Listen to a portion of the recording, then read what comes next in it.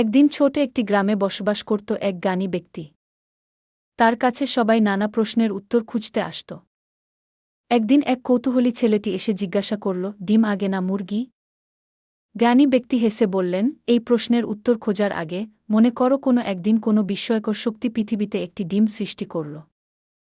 সেই ডিম থেকে বের হল প্রথম মুরগি। ছেলেটি বলল, তাহলে ডিম আগে? ব্যক্তি উত্তরে বললেন, অথবা ভাবো, এক অদ্ভুত শক্তি প্রথম মুরগি সৃষ্টি করল। সেই মুরগি প্রথম ডিমটি পারল। ছেলেটি আবার বলল, তাহলে মুরগি আগে? তার হালকা হাসি ছেলেটিকে সাহস দিল। তিনি বললেন, উত্তরের চেয়ে প্রশ্নটাই বড়।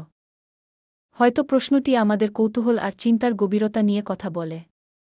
আসল কথা হল, এই রহস্যই আমাদের জানতে চাইবার শক্তিকে জাগ্রত রাখে। ছেলেটি বোঝার চেষ্টা করল। এরপর তার গ্রাম জীবনেও প্রতিটি জিনিসের মধ্যে রহস্য আর কৌতূহল খুঁজে বেড়াল।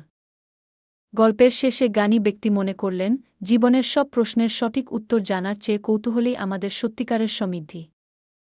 অতঃপর ডিম আর মুরগি নিয়ে প্রশ্নও তার কাছে শুধু ভাবনার এক অসীম আনন্দ হয়েই থেকে গেল।